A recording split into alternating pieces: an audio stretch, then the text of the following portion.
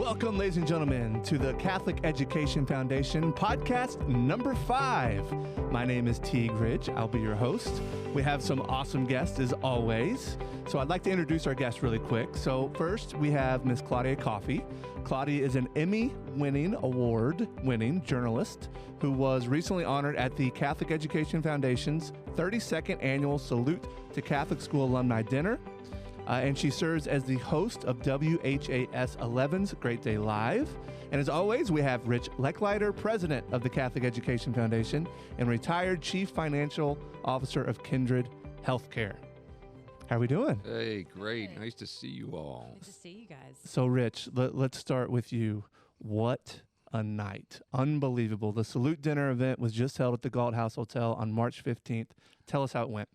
It was the best ever. It really was. It was the first time we were back in person in 3 years, believe it or not. And the hardest part about that event was getting people to sit down and start it. We had 1,200 people. Right. It was sold out. It was packed, the ballroom at the Galt House Hotel. Everybody, it was like a big reunion, right? Everybody's back together.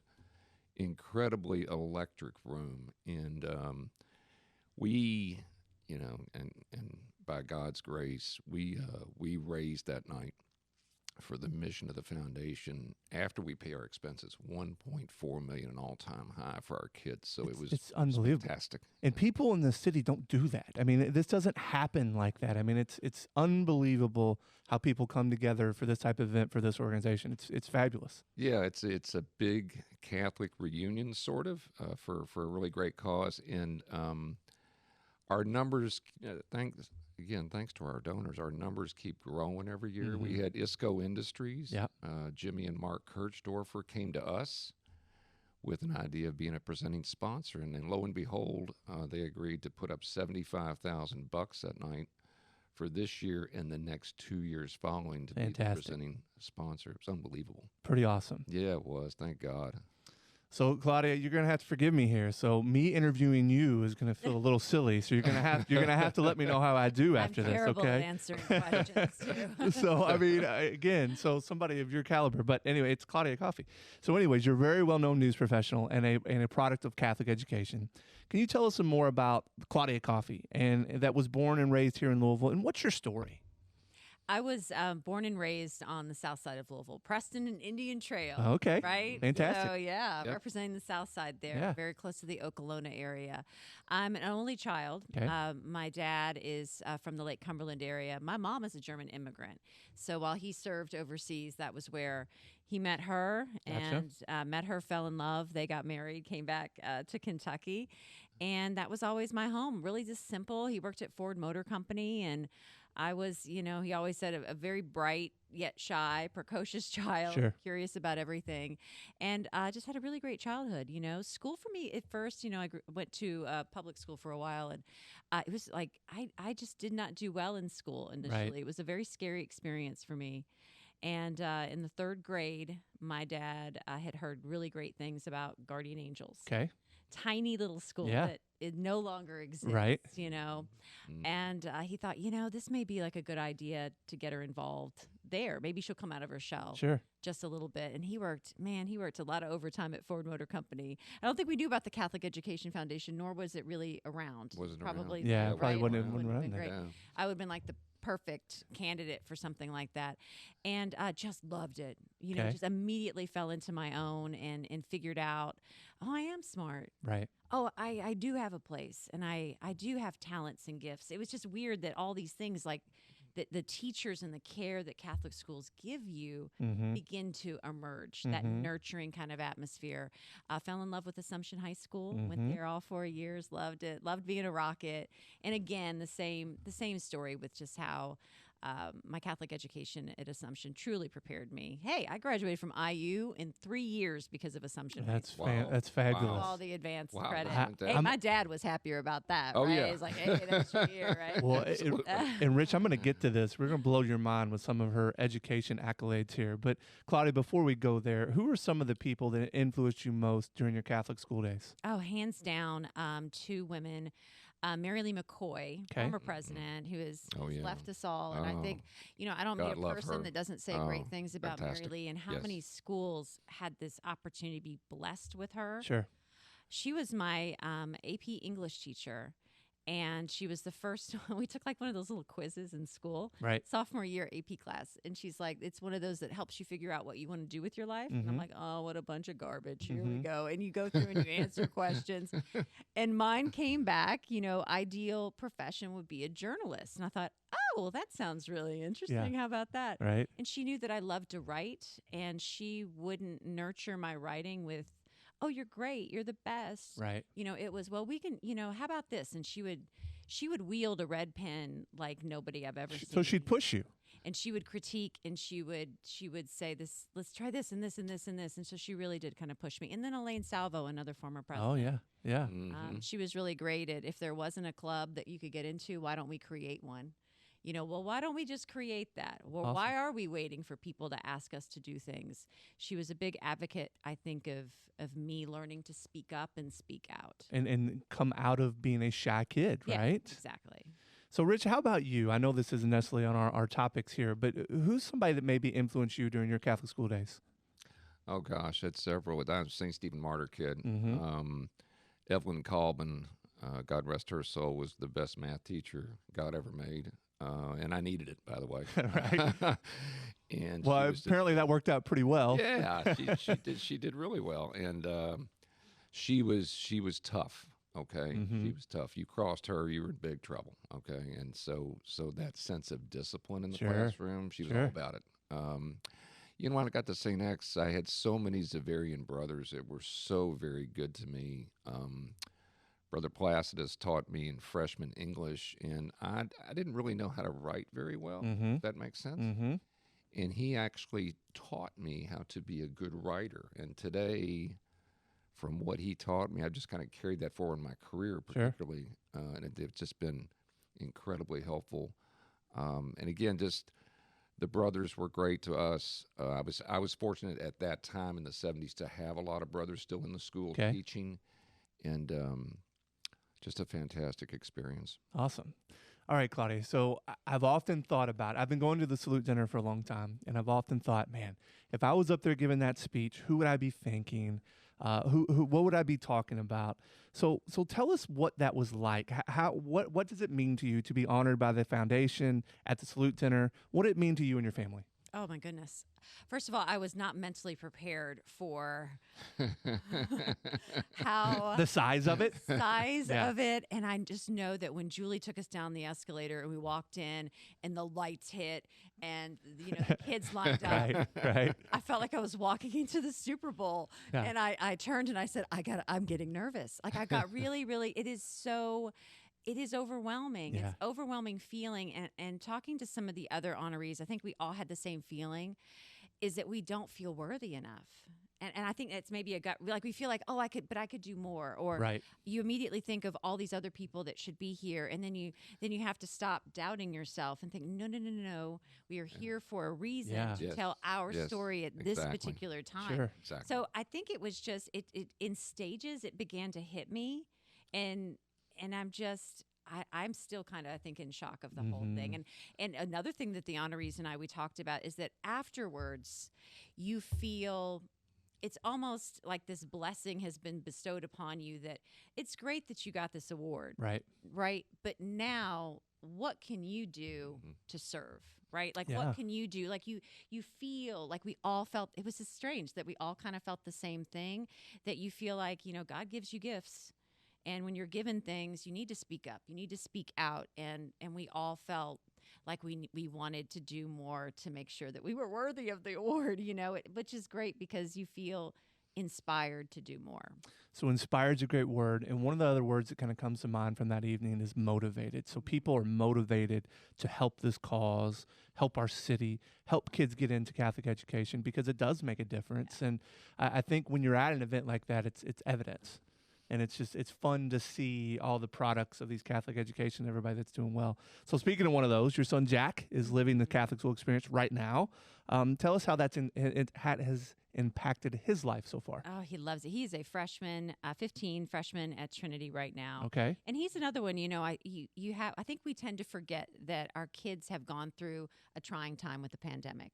Right? We were lucky that we were all in the Catholic schools, but imagine like 2 years where your education's kind of thrown off, Right. and you feel insecure, and now you're going into a new school. Mm-hmm. So I think the school was ready for that, Mm-hmm. right? Like Mhm. they have people there to constantly check, hey, how are you doing? Do you enjoy your classes? Are you learning? Are you making friends? Right. You don't get that everywhere. No, Isn't you that? And so it's this education of the whole person. And for me, I see a lot of him, and we're very alike. Gotcha. And to see like he's had moments where he's been shy, and to see him kind of come out of his shell, not so shy. He had a podcast where he interviewed the Archbishop, right? I'm like, how So did that you was do your that? son. That was my son. Well, because Archbishop had Right? called me and said, hey, remembered him. he Yeah. said, hey, I just did a podcast with a Trinity student. And I was like, what? And Yeah. so, yeah, that's He that's your loved it. son. That's my son. Well, that makes sense, right, Yeah, Rich? yeah. Yeah, absolutely. That makes perfect sense. So it's building his confidence. And, I think that our Catholic schools allow people to figure out we are not all AP students. We are not all stellar athletes. We are not we're not one size fits all. And I think that it allows us to find out what is our best self and what gifts has God given us. Sure. So I think he's on that journey of what are my gifts? I think that's well said. I think we have such a variety of kids in our schools. Mm-hmm. People kind of have this notion that the Catholic schools, that's where all the wealthy kids go that are, their parents are successful and they're really smart. I mean, Right. That's not, in fact, true at all. No. Okay, we have this incredible variety of students, and they're all learning from each other. Okay, Yeah. they're all learning something from each other, and they're all trying to find, to your point, their place. What's my place? Sure. Where do I kind of fit in the game of life? And I think they do a fantastic job of helping these kids do it. Well, so let's talk about that a little bit more here, Rich. So I know the Foundation and Assumption High School are very proud to honor Claudia as a Catholic school alumni. Yep. How important is this event, so the Salute event, for the future of Catholic education in our community?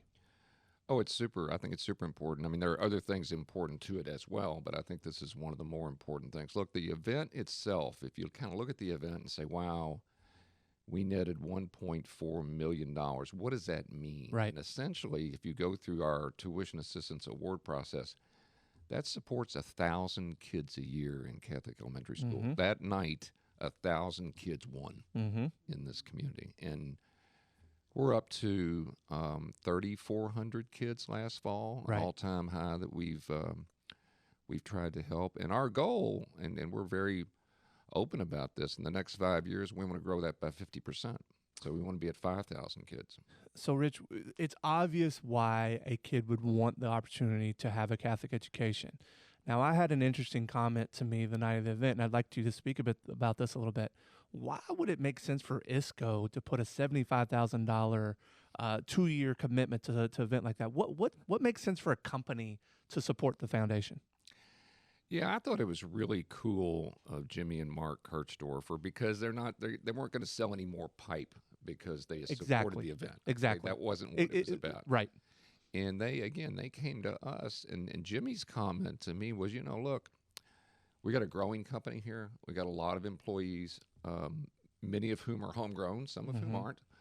But as he looks across his workforce, what he sees, most of his employees are Catholic school graduates. Yep. And if he can build a company with that kind of education base, why shouldn't we produce more of them in this community? Right. So I think he's spot on in terms of economic development and Sure. and career advancement for young people. Well, it's not just them. There's a lot of organizations here in the city that feel the same way. Absolutely. We're getting a growing number of what I'll call corporate advocates for us who actually understand and see that, that 12-year-old in the 6th grade, in 10 years, that's your new hire. It's not Right. that far off, right? And to produce more of those kids in this community has everything to do with the quality of how we live here. Without a doubt. So, Claudia, I read an article that said that you had volunteered somewhere up north of 60 hours per month to something in our community. So there's so many ways that you've given back to our community. Can you talk about some of them? Oh, early on, I've given a great deal of support to American Heart Association. My father died at the age of 54 of a heart attack and a stroke, and I think that was the first time I realized how heart issues affect such young people, and you don't realize, that you have that in your family. So long genetic history in my family of heart issues. So that was one that I just really jumped behind really early on and got involved in. I'm just really excited to see St. Vincent de Paul with, Dave Kelsey kind of the head of that, and I'm excited for one them. of our favorites. You bet. I'm very excited fantastic for them, and I'm excited about all the programs that they have, the amount of support that they're getting, and so I like to help them out as much as I possibly can, right? And so, I think the great thing is that I'm kind of in a position where we can give voice to a lot of, to give a platform to different community organizations that maybe otherwise wouldn't get it, and there's just so many of them. Well, and you're the perfect person to do that, right? So on the same article, it lists out all of your degrees. So you have a bachelor's degree from Indiana University, correct, in journalism and political science. You have a master's from Indiana, right, from liberal studies. Is that correct? Georgetown. So what advice would you give to young families who are considering a Catholic education, who are considering making education a priority? Oh, wow. Education's life-changing, and my dad taught me that early on at a young age. Right. My grandmother was a widow of 9 kids by the time she was 30. She put herself through Lindsey Wilson College to become a teacher. So he witnessed firsthand a woman whose life shattered and how she picked it up, pulled it together, and got her master's, in these tremendous circumstances. So he always advocated that to me, is that we never know our potential. You can't stop learning. You have to keep constantly being curious about things. We can't be just stagnant kind of in one space. And I kind of separated the IU when I went to journalism school at IU, and I thought, well, might as well get a double major while I'm here too, right? He's like, just get your money's worth while you're there. He's a very practical guy. I like He's that. like, I'm spending a lot of money. Might as well get your money's worth. Just smack on another degree. How much more time is that? Whatever. Go do it. And he's like, at least you have some opportunities. So, if you stick the political science degree on there with it. And that was helpful when I worked in D.C. For TV stations there, because I had that background, right? And then while I was in D.C., I thought, wow, I have always, Georgetown University was one of my first choices when I graduated from Assumption. And I picked IU over that just because of proximity and the journalism school. And so they have an amazing master's program, and I thought, well, maybe in my spare time while I'm doing news, I'll go ahead and get a master's. And so I just think it's just important to constantly be learning and be curious, and I guess that seed started in Catholic schools, right? To never just settle, just to keep looking and keep learning new things. Well, you've mentioned that your family obviously sacrificed to send you to Guardian Angels and then Assumption, and then obviously you're doing the same for your son, Jack. Why is it important for people to sacrifice for that education piece?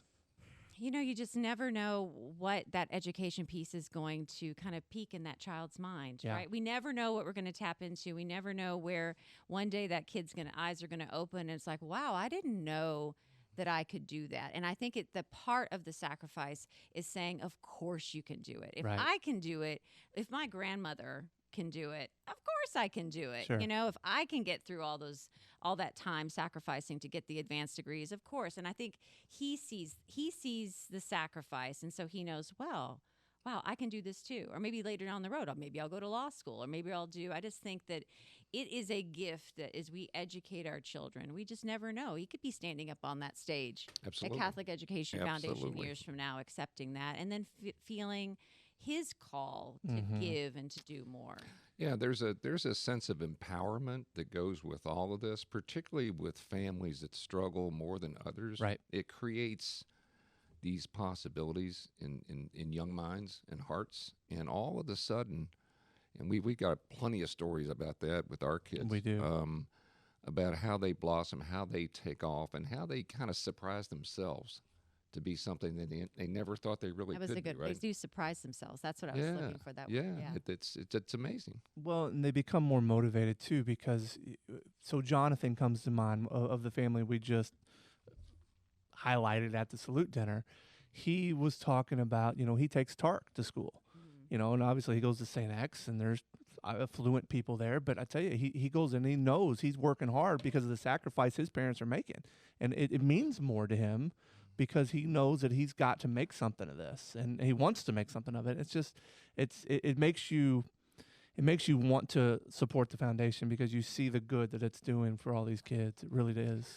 Yeah, that particular family, the Gordillo family, we met them 7 years ago at St. Rita Church, and the kids were in public school, and their dad particularly wanted the oldest one, Kayla, to switch over to St. Rita in her eighth grade year. And it's like, yeah, we'll make that happen. Mm-hmm. We'll do that. Let's do that, right? And we did that. And long story short, Kayla is a proud Mercy graduate, Mercy Academy grad, and now she's a freshman at Bellarmine University, just knocking it out of the park. Doing fantastic. Yeah, her brother Jonathan's a junior at St. X, wants to go to speed school. Right. And their youngest, Gracia, is a third grader, a blossoming third grader. Cute as a button. To school. Oh, my gosh, the best, the best. And Kayla wants to do art therapy, which I just think is fascinating. So she's going through that process at Bellarmine. So it's pretty fun. So Claudia, I saw somewhere where you said your fantasy job was to be are you reading? To be the anchor. What have I said out there? To be the anchor of Saturday Night Live Weekend Updates. I would love that. I mean, that seems so awesome to me. Because when your whole life is in news, okay, imagine this, right? Like sometimes you read stories, you may find this hard to believe, and that you say these things out loud, and you're thinking, I cannot believe I'm saying this. I cannot believe I'm reading this. Yeah. Right? And you want to give the quirky, sarcastic comments what you're really thinking, but you can't. Which is what they're doing on that. Exactly. I thought that was hilarious, so that would be fantastic. So, Rich, you and your team work closely with the folks at Assumption High School. Can you tell us about some of the exciting things that are happening there? Oh, my gosh. I mean, everything. Right. For those people that don't know it, Assumption's on a roll. They really are. Mary Lang, Martha Tedesco, everybody there is just killing it.